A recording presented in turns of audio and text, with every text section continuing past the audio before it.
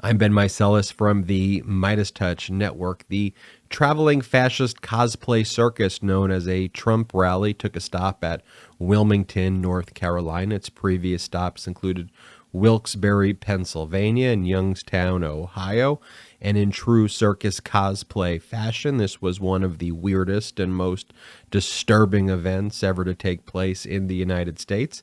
It's my job here at the MeidasTouch network to break down the events for you, and so I'm going to give you all of it. And the reason that we discuss it here on the MeidasTouch network is we need to call it out. We need to condemn it. We need to demonstrate the threats that face our country, and we need to show that what is being spread here is weird, it's anti-American, it's dangerous, it's fascist cosplay.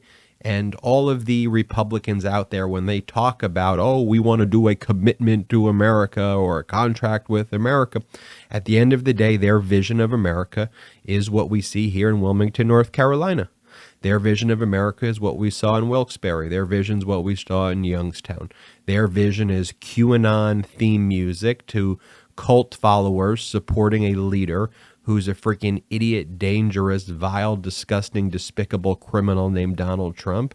People holding up a finger with QAnon slogans as QAnon theme songs play in the background. That is the commitment to America that Republicans are promising. If you elect them into power, they will try to make us all part of that weird freaking cult.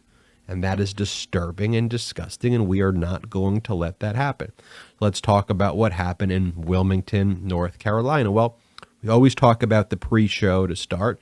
The pre-show here was hosted by Trump's lawyer, who claimed that she wasn't Trump's lawyer. You know, Christina Bobb, the one who would do all of the TV appearances, and she would say during these appearances that it's my understanding that there may or may not be nuclear secrets. It's my understanding that there was actually no search warrant that was actually served. It's my understanding that the FBI may have planted the records. It's my understanding.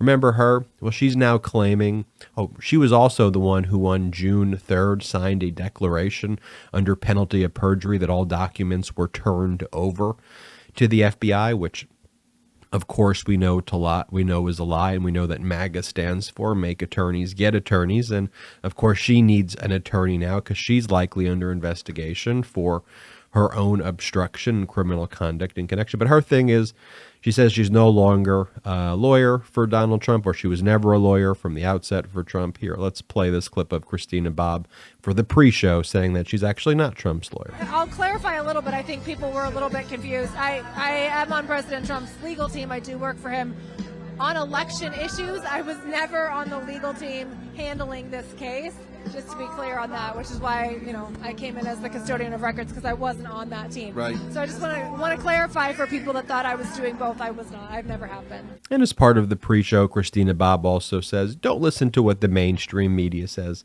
about any of Trump's policies. They're all lies. The mainstream media is lying to you. Play this clip from Christina Bobb. Don't listen to the mainstream media about what President Trump's policies are, because that is complete propaganda. It is lies that are being fed to you by horrible people. So really look into it and look up what policies you thrived under and the policies right now that are hurting every single American. And of course, the whole MAGA view about everything is that every election is a fraud now. They don't believe that any elections actually are fair.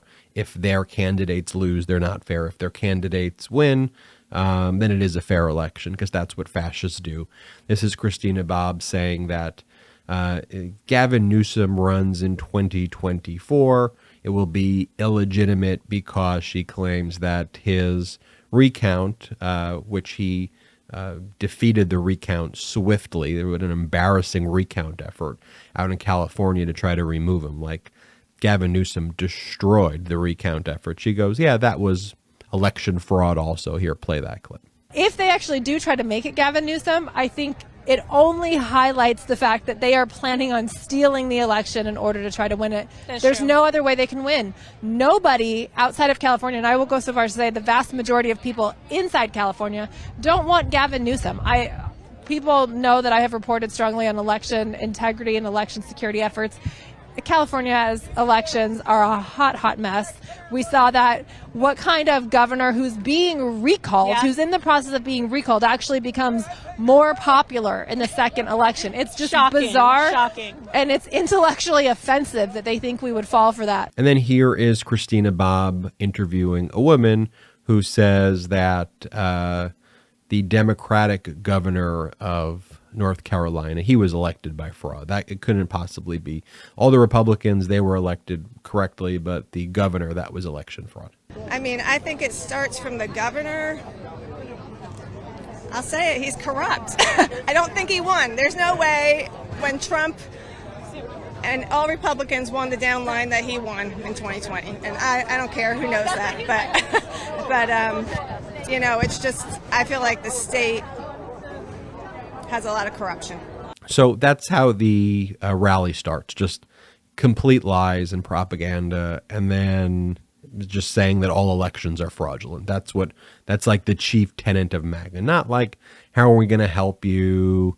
How are we going to solve your problems? How could we address systemic issues like lowering drug prices and making healthcare more affordable, making education more affordable, building up our infrastructure, supporting our allies, things that we'd want politicians to talk about. Their whole premise is that elections are stolen. And the reason that they do that is because they want to anoint their cult leader, who they refer to as Orange Jesus. That's actually what Liz Cheney says Republicans were calling Donald Trump on January 6th inside the Republican congressional cloakroom. They were calling him Orange Jesus. And so because they want to anoint a king and an emperor who won't be voted in this country, their whole premise is that all voting is illegitimate. Let's talk about the crowd size.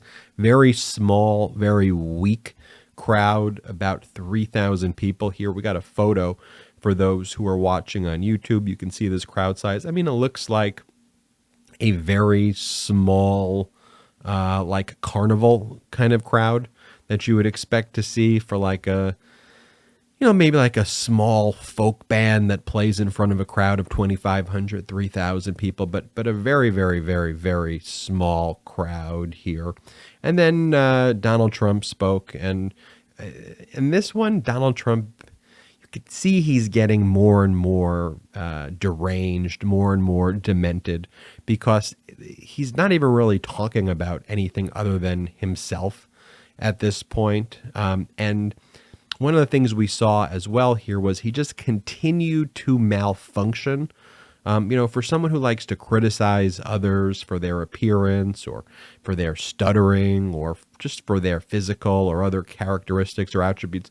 I mean, Donald Trump could barely even get words together at this speech. And he basically starts off the speech by malfunctioning, and he seems to say that he wants to keep America gay, is what he seems to say. I'm not sure if that's what he intended to say, but here, play the clip of him saying that he wants to make sure he keeps America gay. Remember, I was going to use an expression, we have to keep our country gay, but it's not, I mean, for some reason, it's just not great anymore. And then after saying that, he starts making other weird noises. Here, play this clip where he just kind of does like this weird thing with his hand and then makes a bunch of noises. Women's sports, we're gonna keep men out. So he follows that up by then asking the crowd, because he's trying to get the crowd to support Russia and Vladimir Putin. And so Trump then asks the crowd, do you all know what the N-word is? And invites the crowd to tell him what the N-word is, because what Trump, I suppose, was trying to say is that Vladimir Putin was threatening Ukraine and the world with nuclear weapons in one of the weakest and most obviously desperate speeches that Putin gave, trying to mobilize Russians into the war effort, which almost massive amounts of military-age men just fled the country. But that's what Donald Trump was asking. He says to the crowd, do you know what the N-word is? Play that clip. The N-word, you know what the N-word is? It's No. It's the nuclear word.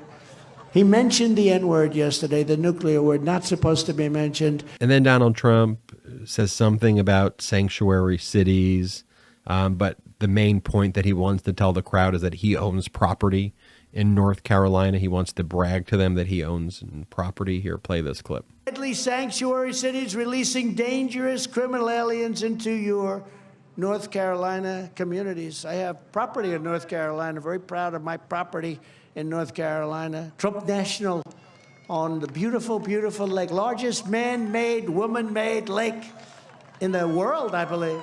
It's great. Lake Norman. Did anybody ever hear of Lake Norman? I love Lake Norman. In fact, I'd like to go from here, Ted, and go over to Lake Norman and do something. And then he hears a noise in the background while he's giving a speech, and he hears a tractor. And then he wants to tell the crowd that he knows a lot about tractors. Play this clip. And he came up and see, you know that tractor out there? All that buzzing means is that it's going backwards, but it'll stop. It just stopped. It's amazing. That tractor's a long way.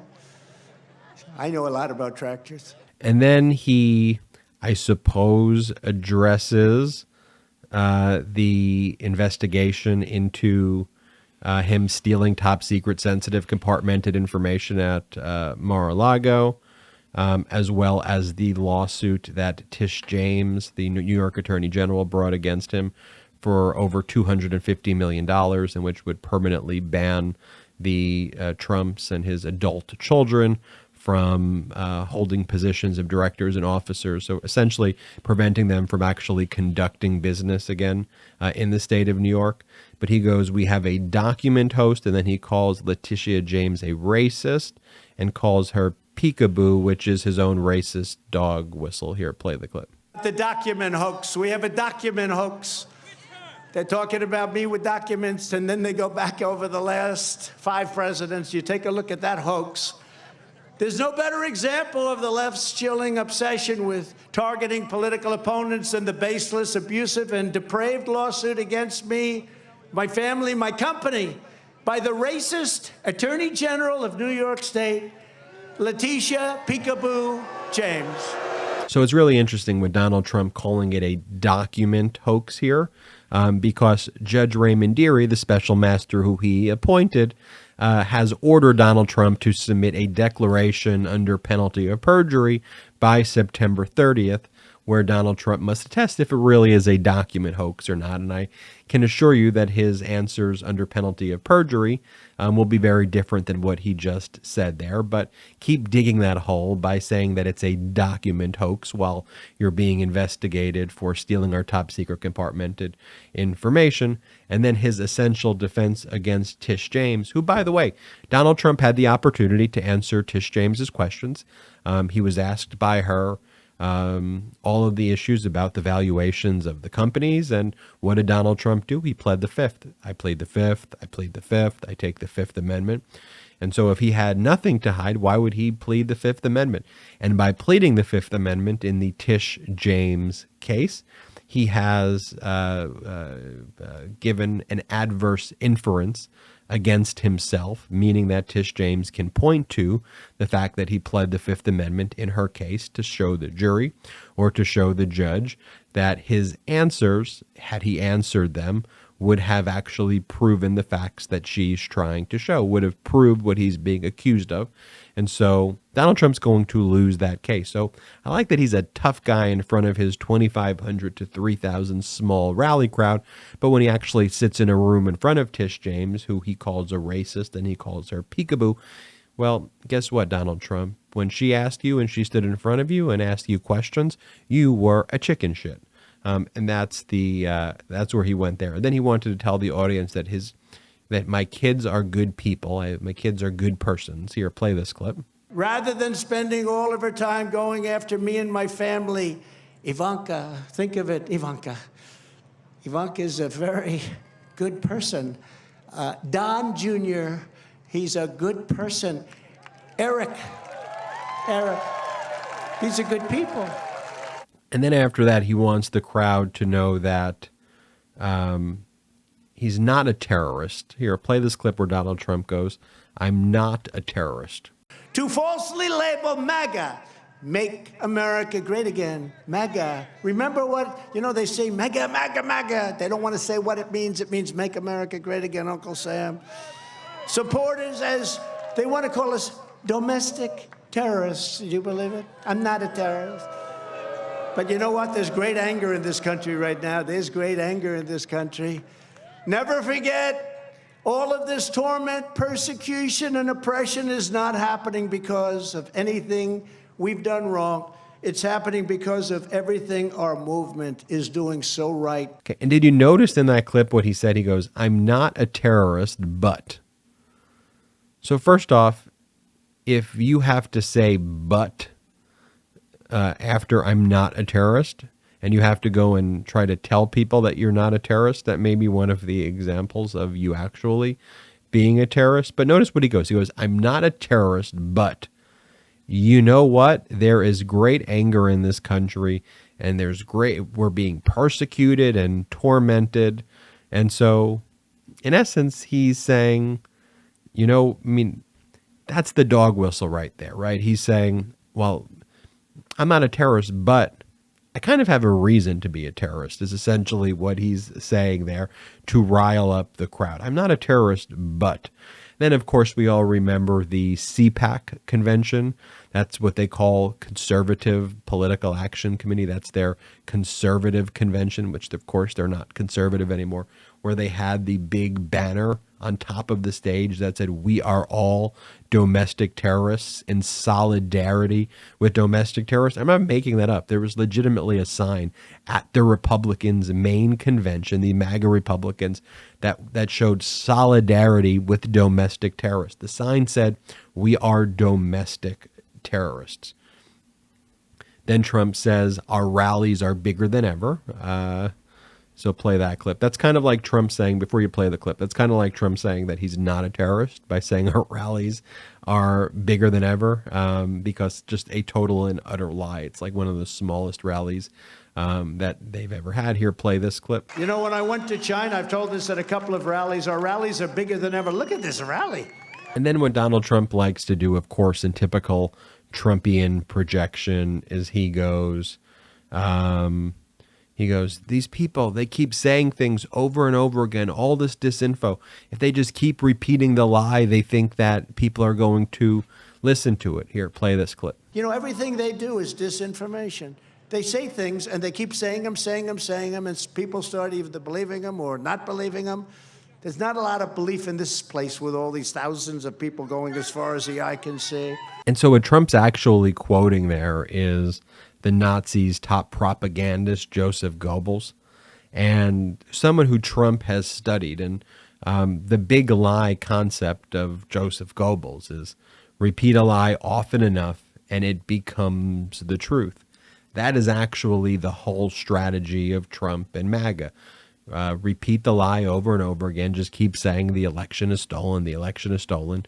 And if the lie is big enough, people will believe it. That's just the psychological aspect of people who are lied to by people like charlatans like Trump and like Joseph Goebbels. And so that's Trump's own tactic. And again, now he's accusing other people of doing it, which is typical Trumpian tactics. But there you have it. That's the Trump rally in Wilmington, North Carolina. They played the QAnon song, the theme song at the end. People started raising their hands with the QAnon symbols.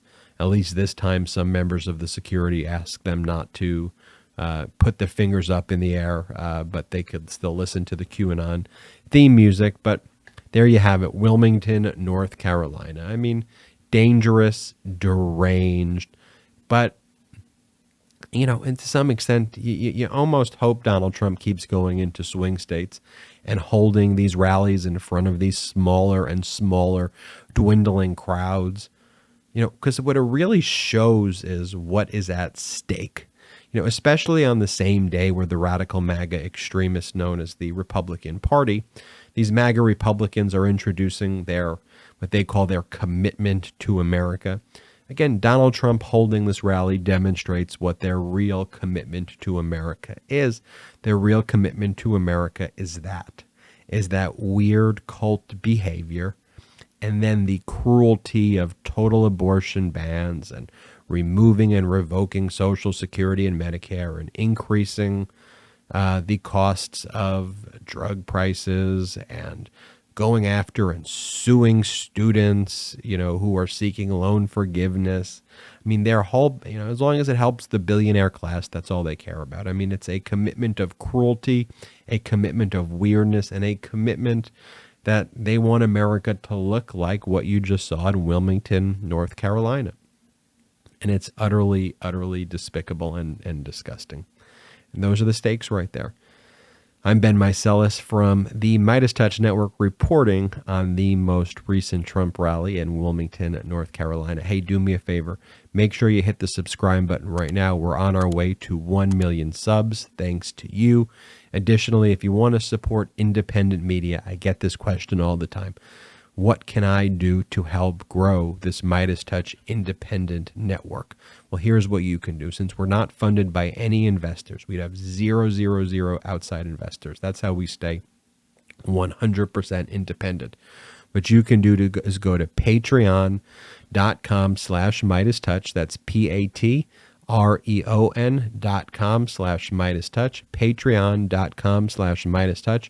There are different membership tiers with exclusive benefits. Like you could become a producer of the podcast. You can get postcards from me and my brothers. We have exclusive podcasts as well and other content there. But most importantly, you can help grow this MeidasTouch network. So go check out Patreon, patreon.com/MeidasTouch. I'm Ben Meiselas reporting for MeidasTouch. At MeidasTouch, we are unapologetically pro-democracy, and we demand justice and accountability. That's why we're spreading our message to Convict 45. That's right, gear up right now with your Convict 45 tees and pins at store.MeidasTouch.com. That's store.MeidasTouch.com.